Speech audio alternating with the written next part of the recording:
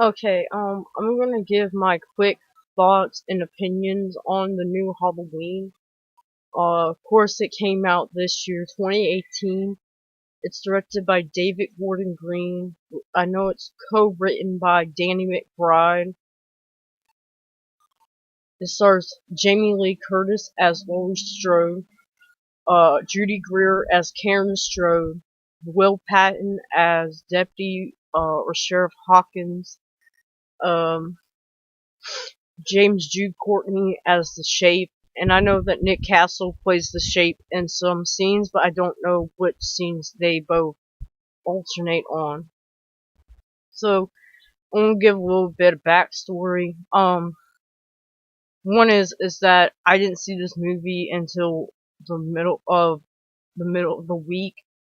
Like it was on a Tuesday, so I didn't see it on the weekend or opening night, but I still got to see it at least.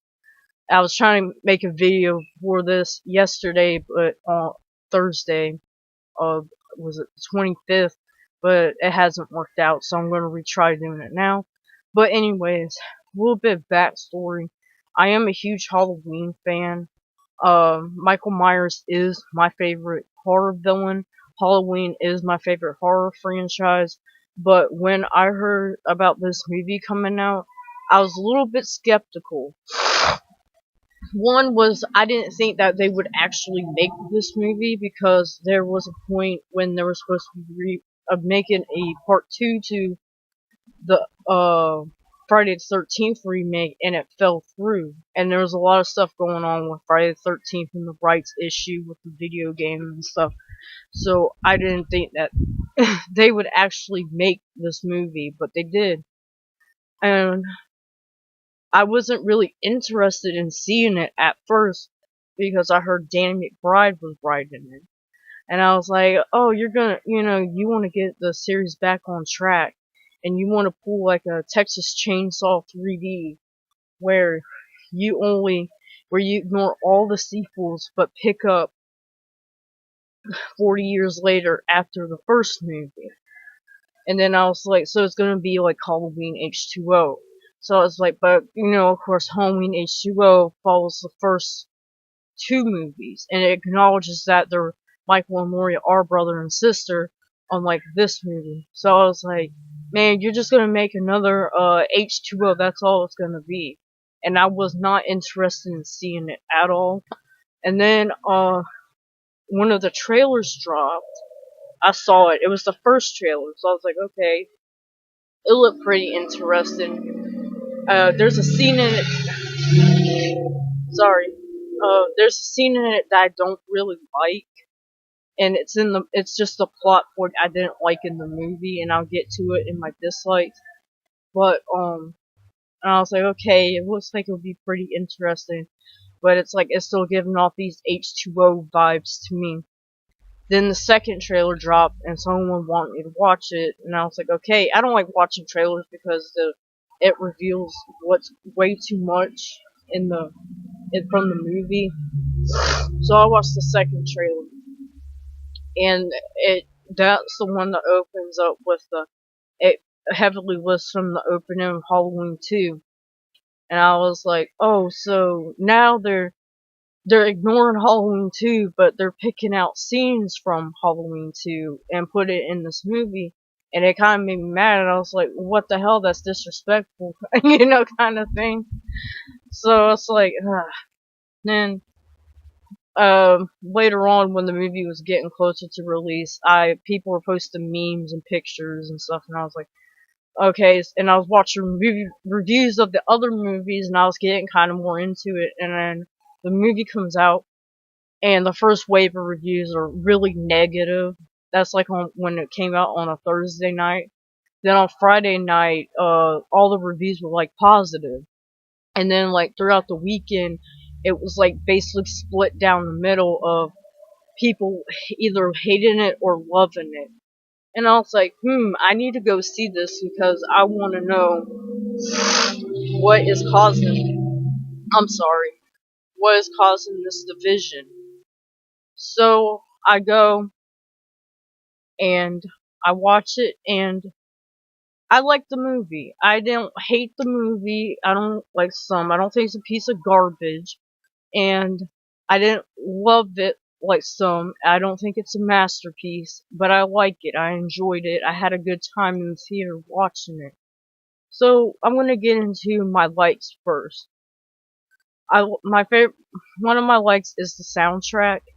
Of course, the soundtrack is by John Carpenter, and he mixes, the original, some of the original score with a newer score, and a lot of it stands out to me in the movie. And I was listening to the soundtrack recently too again, and a lot of the music is very palpable.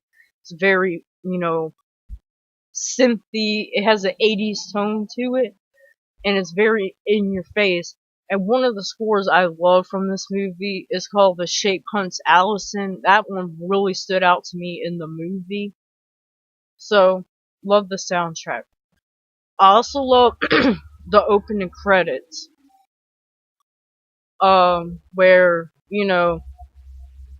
the, I don't really want to get the plot, because basically, the plot of the movie is in the trailer, but these two reporters go to Smith's Grove.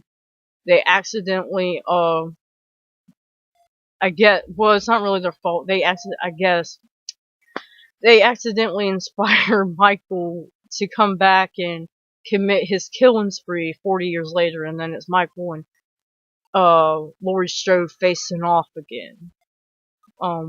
Which, I mean, it is kind of their fault how he comes back, but anyways.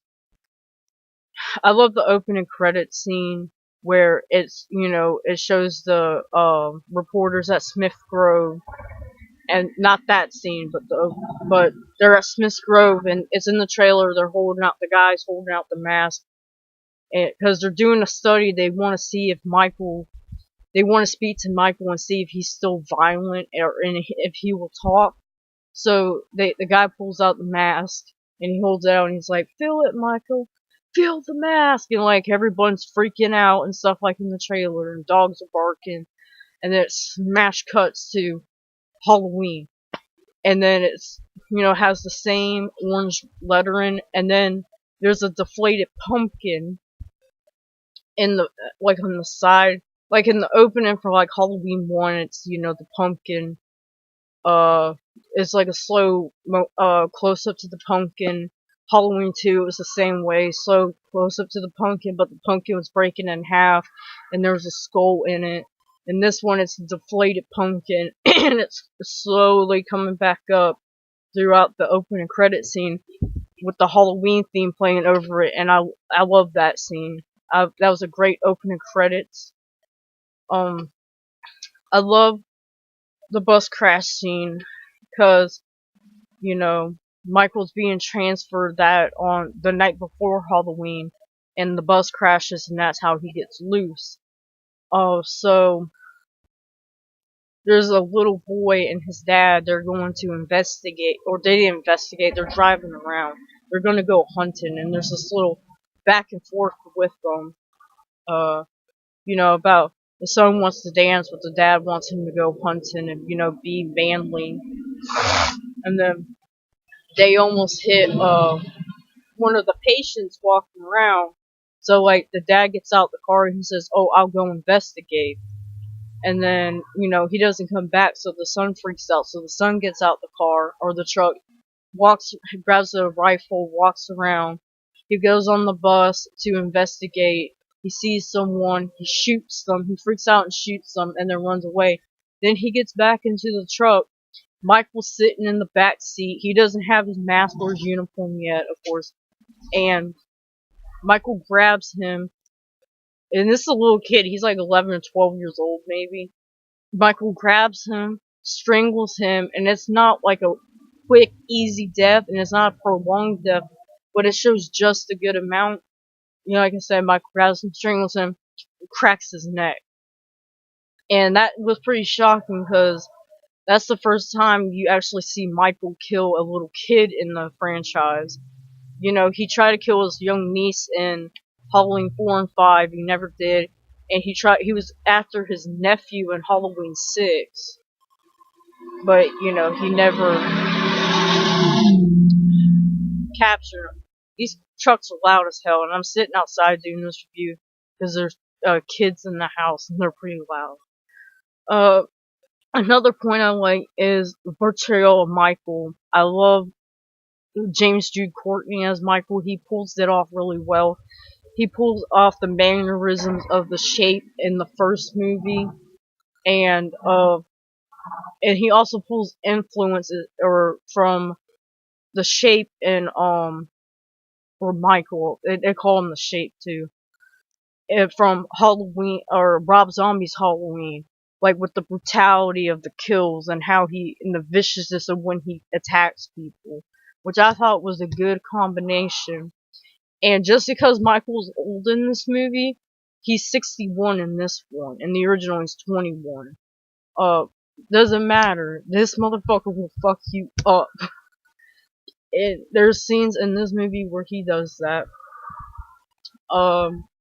So yeah, and then they also show bits and pieces of Michael's face. They don't show it like full on, but you see like a side profile, and you see he has gray hair, like a gray beard and gray hair, and you see him get stabbed, like when he got stabbed in the eye with the clothes hanger in the original. They say you can see like the stab from in his neck from the quilt pin, but I didn't see it, so I gotta watch it again to see it. So yeah, I thought that was pretty cool. Another scene too I liked was when Michael killed those two reporters in the bathroom, which was a callback to Halloween H2O, and that scene is kind of in the trailer too, where the girl goes to the bathroom and the guy's outside, and Michael's walking around like busting the stall doors open, and he gets to her stall and he's standing there, and the girl's like, "Oh, please, there's someone in here. Can you please go away?" And then Michael like stops. I think he shakes the door a little bit and she freaks out. And then Michael stops. He puts his hand over the stall. I know this scene was in the trailer. And he drops a bunch of teeth on the floor. And it freaks the girl out. And then Michael, starts trying to break the damn stall door. And the girl's like crawling underneath the stalls to get away. And then the guy reporter comes in and they get into a scuffle. And Michael just starts beating the shit out of him against the wall, and it's very violent. Most of the kills in this movie, or there's a good amount, most of them are either off screen, which I think was trying to play back to how in the original movie, the kills were more tamed. You saw the kills besides the truck driver kill, but they were not gory or violent. And you have a good amount of kills that are on screen, which are, some of them are pretty brutal, but most of them are, either like stabbing or strangulation or cracking someone's neck kind of thing. There's only like one really gory kill, which I'll get to. So Michael beats the shit out that one guy, the guy reporter, kills him. Then the girl tries to escape, and then Michael gets a hold of her. Then it goes to the next scene where Michael goes to their car, and they're the reporters that brought the mask to the Smith's Grove.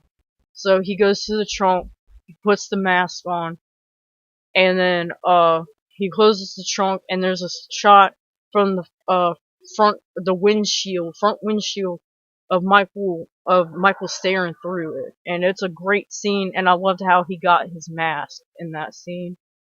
So the next scene I like is the track and shot scene, which this is also in the trailer, or part of it was in the trailer.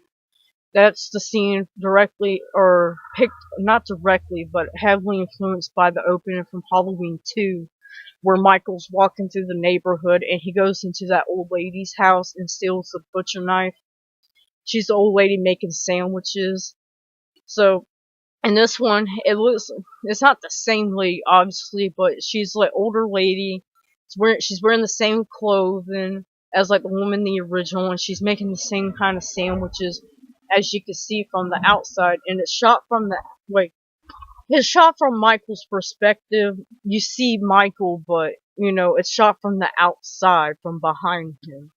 And he walks up to a tool shed, grabs a hammer, walks into the house, and you see the lady walk off screen, and then Michael walks into the house, and then you hear a scuffle, and then you hear like psh, psh, psh, like bashing noises, and the lady screaming, and then a thud, and then the camera comes in, goes around, and it's following Michael, and you walk by the old lady, or goes by the old lady. She's slumped over the table, bleeding out. She's dead. Michael goes to the next room. There's a baby crying. He avoids the baby, walks outside, and this is supposed to be, I believe it's one take. I don't know if it is, but it's a pretty cool shot. So Michael goes to out the front door to another house, and there's a lady talking on the phone, and Michael kneels down and looks into the window, and because she's like walking around, and then there's a great shot of like Michael's mask reflecting off the window, and then the lady turns around. uh Michael walks off, and you see him walking behind the house to get to the back door, and it's still like focused on the window. You still see the lady. The lady comes, closes the blinds, but the blinds are open, like the little slits are. And then Michael comes up behind her, grabs her head, smashes it down, and then stabs her through the neck. And it's really cool how he does it. It's like a really quick stab. He's like that, and then goes. I love that tracking shot. I thought it was gonna be like directly from Halloween 2, but it wasn't, and it worked really well in the movie. Another scene highlight was the motion sensor lights, where Allison, who was Laurie's granddaughter in the movie, she was at a party, or a Halloween dance party at her high school, and she walks home with this guy because I'm just gonna get this out of the way. I didn't like the scene. Her and her boyfriend get into an argument because she sees him kissing another girl at the party, and they get into this little argument, and he takes her phone and throws it into some pudding. And this gives you the explanation of why, when everything goes down, Laurie and can't get a hold of her when Michael's running around. So I thought it was a stupid a plot point. It didn't really bother me that much, but I wish they would have did something else instead of why she didn't have a phone with her. But anyways, but her and her other friend is a guy friend, take a shortcut through the neighborhood, and the guy starts kissing on her. And she's like, "Oh, I don't like you like that. Leave me alone." And she starts walking off. And the guy's like, he's like, "I'm sorry, I'm really drunk." And he is. He has like a bunch of beer cans fall out. And he's like, these girls at the party were like grinding on me and making me horny and this and that." And then like she walks away, and then he's like on the ground, whatever. And like he sits up, and then like he freaks out because the motion sensor light kicks on, and then the girl was like, it's a motion sensor light, you idiot," or whatever. And then you see Michael standing in the background, and then the guy's like, "Oh, hey, mister." He's like, "I'm sorry, I was just trying to take a shortcut, He's like, "I don't mean to bother you." He's like, "I'm just really drunk and I just want to get home." And then like, the motion sensor lights go off. The guy stands up. I'm sorry. Like I said, the motion sensor lights go off. The guy stands up. Michael's gone. So he's like freaking out, don't know where he is. The lights go out again, and then the guy moves, and the lights kick back on, and Michael's standing there. And then you're like, "Oh shit, something's bad's gonna happen to this guy." And I think they kick off again, and then the guy moves. The lights only kick on when the guy moves, not when Michael moves. He moves again, kicks back on. Michael comes out, slashes at him, misses him. The guy runs off. He's trying to climb a gate. He's dressed up like as a devil, so he has like a cape on, so he gets caught on like one of the rods on the gate. Michael comes up, the guy's screaming for help and stuff. Michael comes up, I'm sorry, stabs him, and then like he takes his head and like shoves it down on a pole. And I think like the spike comes up through his neck where he goes through his mouth. And then Allison comes back, and then she sees Michael, and she freaks out and leaves. You know, and that's where that soundtrack, that piece comes in called "The Shape Hunts Allison." Uh, I like the babysitter kill too. I mean, it's not the best kill in the movie, but it's a lot of it was in the trailer. You know, I love the exchange between the girl, which her name is Vicky. I only know that because me and her had the same name. Is between her and the little kid she's babysitting. They have a great comedy exchange, which I don't know why people said the comedy was very strong. It was overbearing in this movie. It wasn't to me. Like one scene of comedy I didn't like. But anyways, so she's watching this little kid, and he's freaking out because her boyfriend comes over and they're planning to, have sex and smoke pot. And the little boy's like, oh, there's a man upstairs and this and that. And she's like, I want you, he's like, I want you to come up there. And then, or he's like, well, he doesn't really want her to come up. He's like, make Dave go up. So like, if something happens, he dies first. And I started laughing on that part.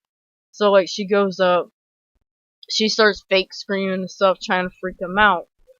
And then she goes, see, there's no one in here. And he's like, oh yeah. So he goes lay down in bed. And then he's like, can you please close the closet door? And this scene's in the trailer. So she tries to close the closet door, and it's not closing. And then she tries to close it again.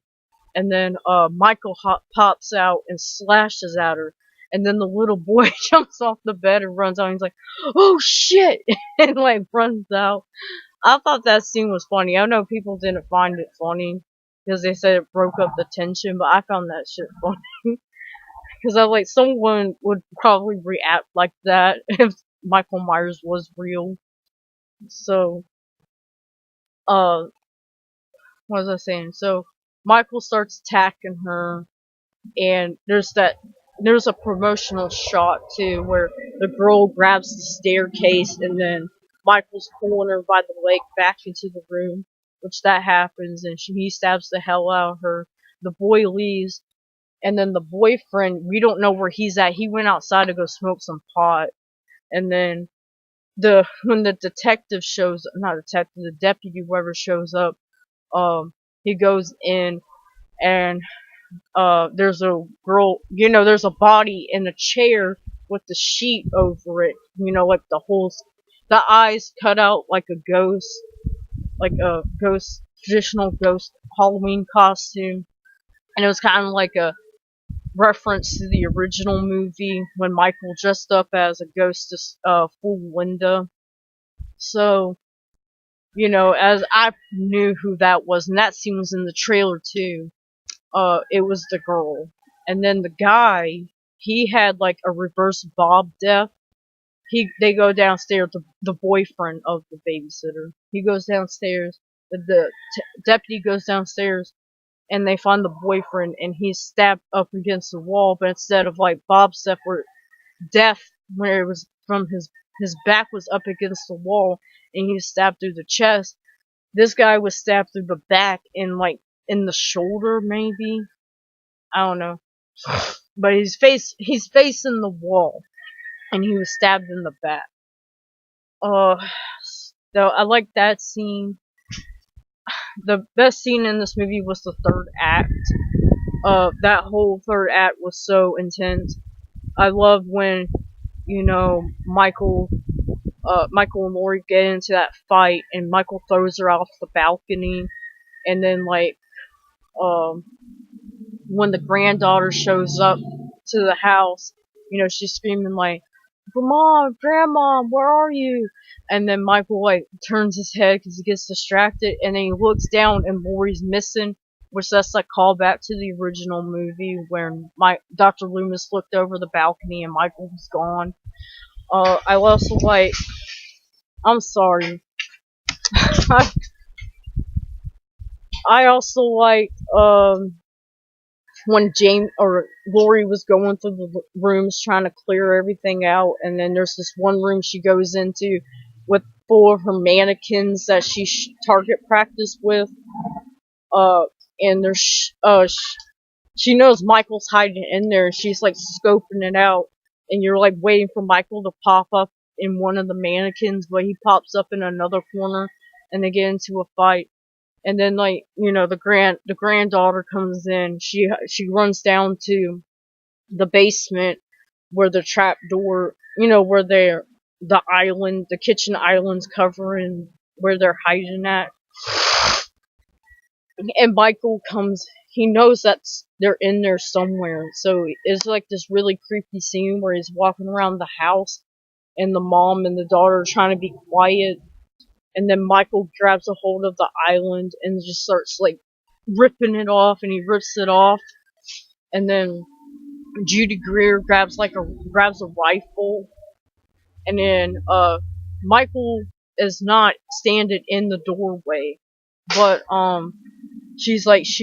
Judy Greer goes, "Mom, Mom, where are you? I can't do this. I need help." And then Michael pops up into the doorway, and then Judy Greer goes, "Gotcha," and shoots him.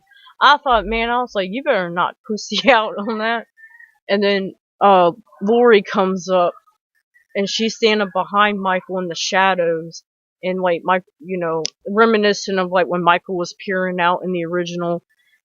And then he attacks Lori. Sorry, it's my cat. And but she goes, "Happy Halloween," and she lunges at him, stabs him. They kick him. She kicks him down the stairs, and then Judy Greer and her daughter are trying to like climb up the stairs. Michael grabs Judy Greer's character. They fight him off. Allison starts stabbing Michael in the face with the butcher knife, and then Judy Greer kicks him in the face and knocks him down the stairs.